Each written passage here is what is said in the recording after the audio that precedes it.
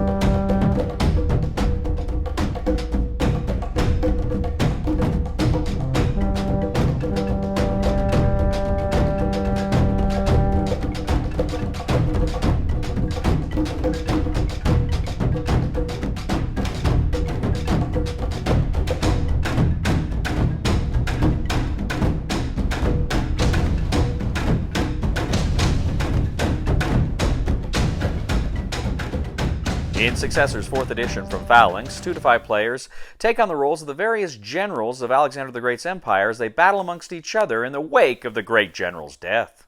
Each player will receive a number of general cards and their associated figures that will be placed on the map.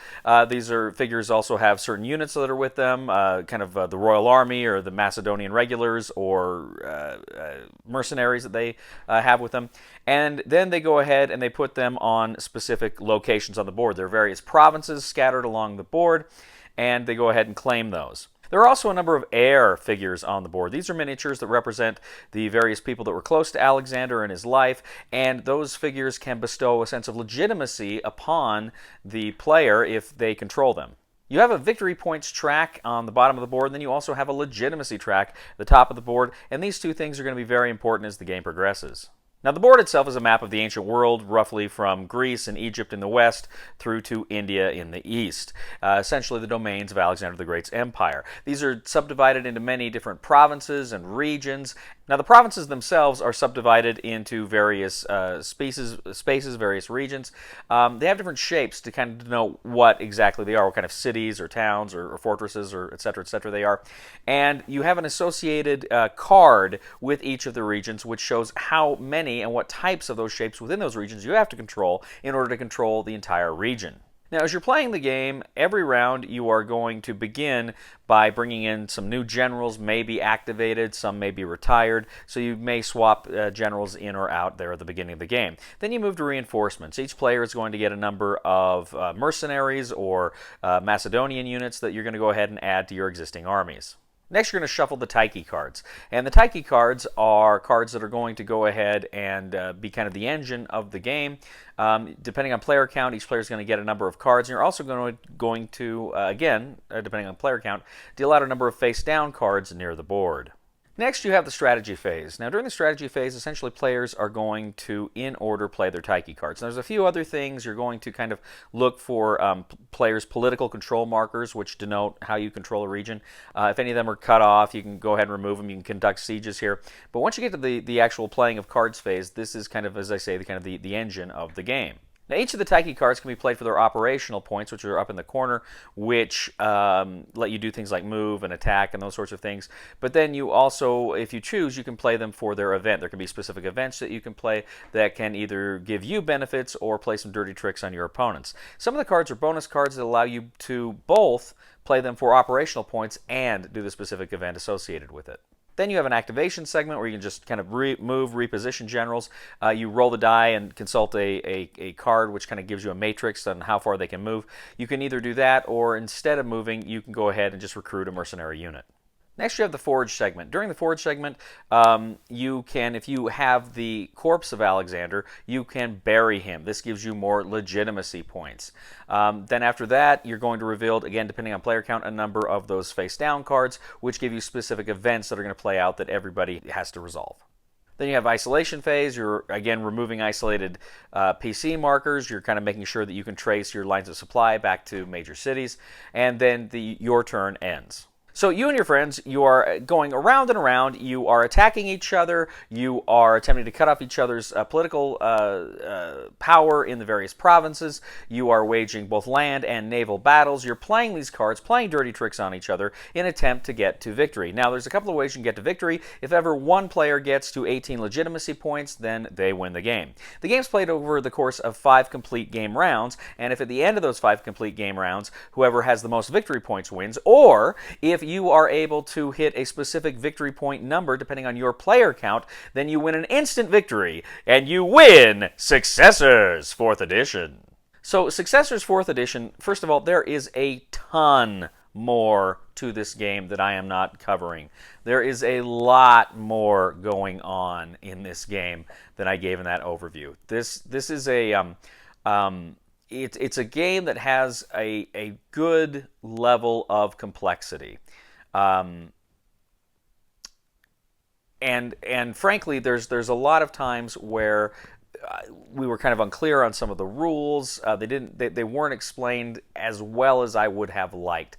This is not a horrible rule book. It does give some good examples, and there is a playbook that does help to kind of cement things. But there still were some ambiguities because there are a lot of exceptions, and every turn there's some little things that pop up here and there. So just know that going into this. This is a big, dense game. There is a lot of stuff here, both in terms of components and in terms of rules.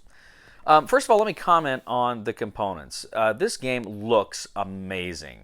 The minis are great, and they look really good. The board is gorgeous. It is absolutely beautiful. The cards, the artwork on the cards is really good, and it's again really evocative of this era and the theme. So first-rate production. I was really quite pleased with the production of this game. Now this is the 4th edition. I've not played earlier editions, so I can't really compare it on that level. But I mean, from the pictures and stuff I've seen, certainly the production is quite a bit better. I don't know if they've streamlined anything or changed anything as far as rules go. Again, I haven't played previous editions. Now this game is kind of a family of games. This game is kind of in the same, from the same designer and in the same vein as Hannibal and Hamilcar. If you've played that one, you've seen my review. I really enjoyed Hannibal and Hamilcar.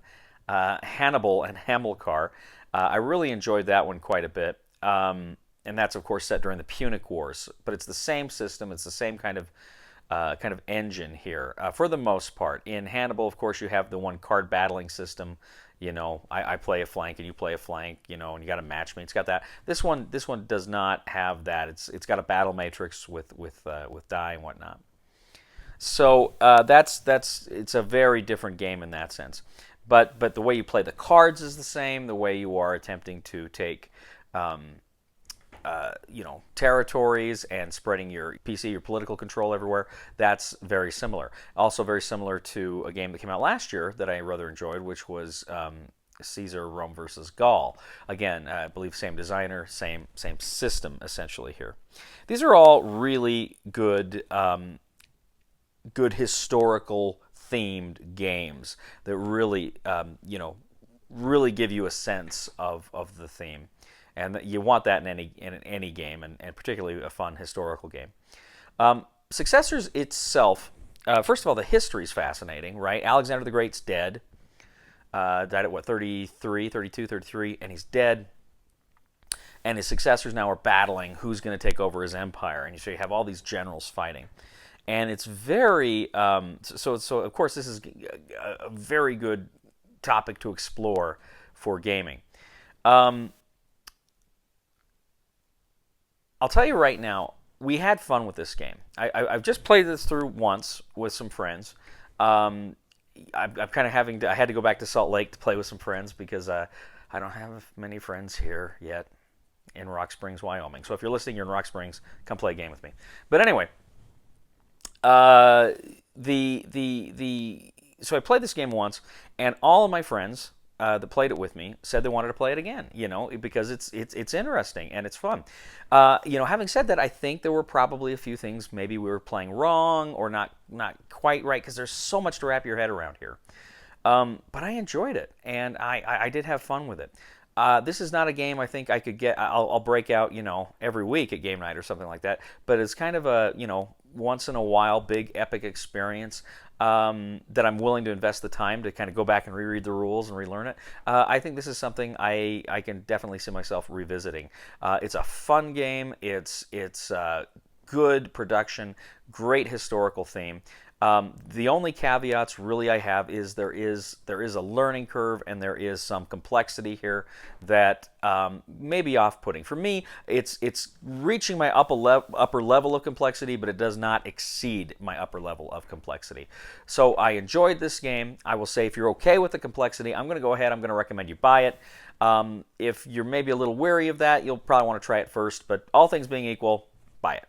Thank you once again for joining us today on The Discriminating Gamer. As always, we ask you to please leave a comment for us on YouTube, on Board Game Geek, on our Facebook page, or on thediscriminatinggamer.com. We ask you to please like us on Facebook, subscribe to us on YouTube, and follow us on Twitter. I'd also ask you to please give us a thumb on Board Game Geek for this video. That helps us out a lot. And if you enjoy military history, I recommend you check out my channel. That is Cody Carlson, PhD, where we talk about fun topics like that. Ladies and gentlemen, the word gymnasium in ancient Greek literally means naked exercise. But try telling that to the receptionist at my gym. Please somebody help me on my feet again. And I don't know where I'm going, and I don't know where I've been. Please somebody help me on the solid ground. It's a long time, and I'll be dying. Once a year I wind up in the band.